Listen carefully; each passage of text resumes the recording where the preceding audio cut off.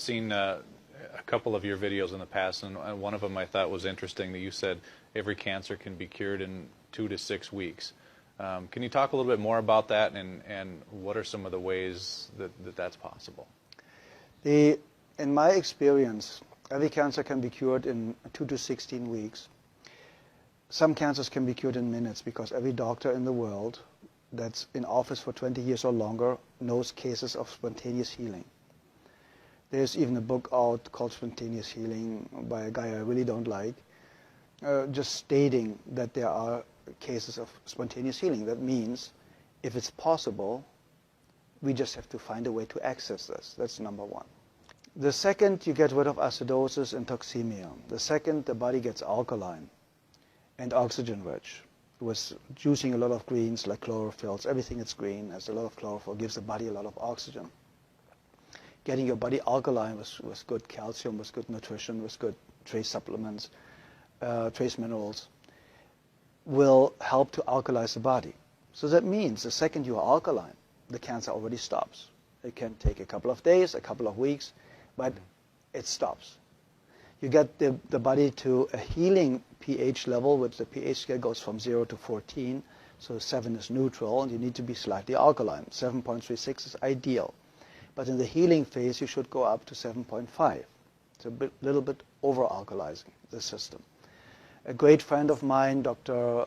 Martin in Germany, is using oxygen Moore step therapy, for example, where you take the blood out, get ionized oxygen, and to lead the blood back in. And you do this 12 times, and you have basically brand new blood like a newborn baby. So you already eliminated the lack of oxygen. You see the blood coming out looks like black. They put the oxygen in and it becomes pink. And it's like legal doping. You get it and you feel so energized and you're so vital. What my MDs in Europe use is vitamin C injections, intravenous vitamin C injections, 100 cc's a day, 3 times a week. That's what we used in certain cases more often. And very often, believe it or not, in my personal experience, the tumors or the cancerous growth was basically gone within a couple of days. And because vitamin C is so powerful and one of the greatest healers out there, you can fix nearly every heart problem, cardiovascular problem with vitamin C. They want to take it off the market.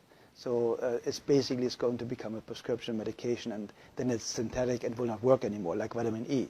Vitamin E basically helps you to cure very easy and fast blood pressure problems in any way, shape, or form.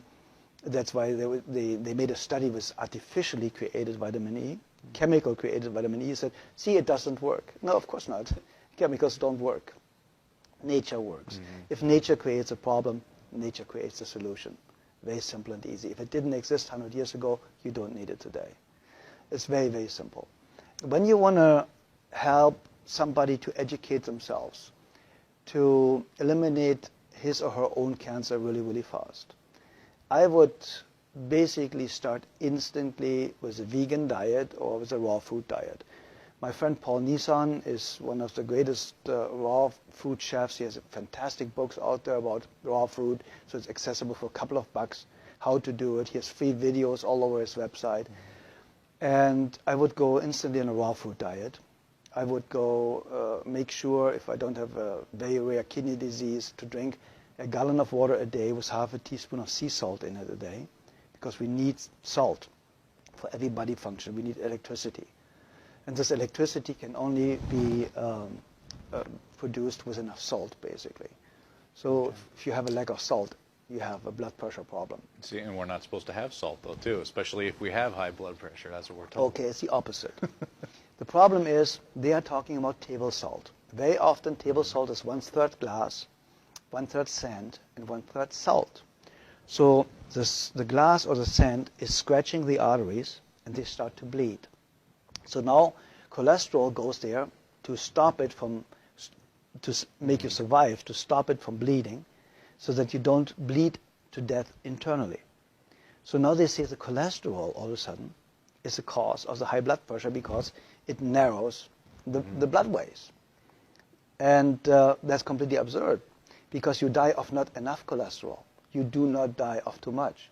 There are people with a cholesterol of 600, perfectly healthy, never been sick in their lifetime. So what do you do with a patient in a burn unit? You give them 20 to 25 hard-boiled eggs a day, because they know only cholesterol can rebuild brand new healthy cells really, really fast. Nearly 87% of a cell is built from cholesterol. So where does the new cell potential or foundation come from if you have a lack of cholesterol? Everybody should have at least 250 combined cholesterol. And then they tell you LDL and HDL are good and bad cholesterols. It's not even cholesterol. It's a protein that transports cholesterol. So they are too stupid to even narrow it down the right way. So if you look at the facts and if you look what they know and what they don't know, you know that Dr. Gary Null stated it, and a lot of other people, the medical profession, the medical doctor statistically has the shortest lifespan of 56 years of age, the highest abuse rate of alcohol and drugs, the highest suicide rate, only the psychiatrist is higher. And so you go to somebody that has the lowest lifespan, highest suicide rate, highest drug abuse rate, to ask them how to have a healthy, happy, long life. Yeah.